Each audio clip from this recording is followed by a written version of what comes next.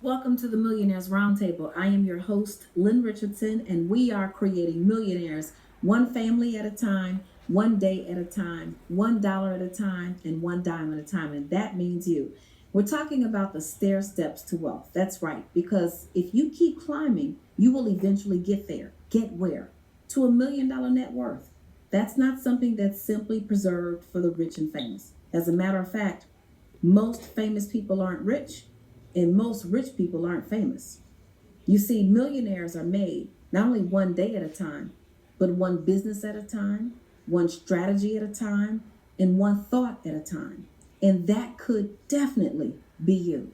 So, the third stair step that we're going to talk about, because we've already talked about step one, live below your means. We've talked about step two, eliminate your debt. And you can take these steps at the same time. You don't have to start one and then wait until you finish that one and then start the next one.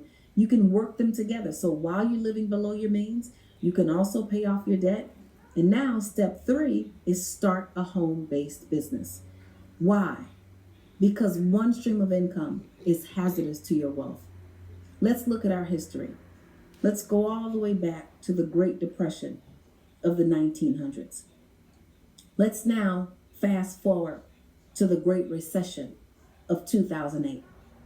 And then let's tiptoe into the pandemic of 2020. What a disruption. What we've learned through all of these economic downturns is one stream of income will certainly put you in the poorhouse if that's all you have to depend on. So what do we do about it? Well, what do the wealthy do? The wealthy understand this one basic premise. Businesses are the engine of the economy.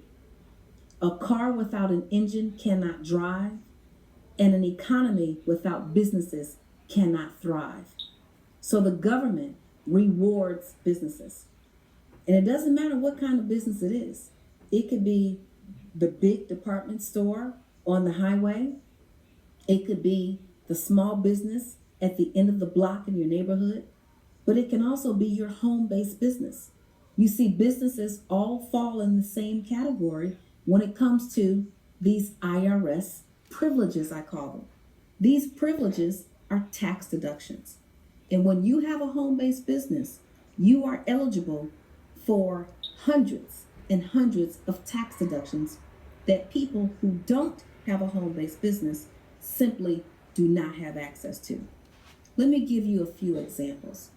If you drive your car as the person that you are, you just drove your car.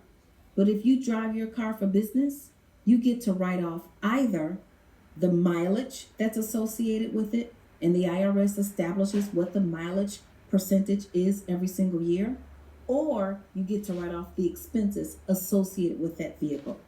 You get to write off the interest that you pay. You get to write off that lease payment. You get to write off the gas.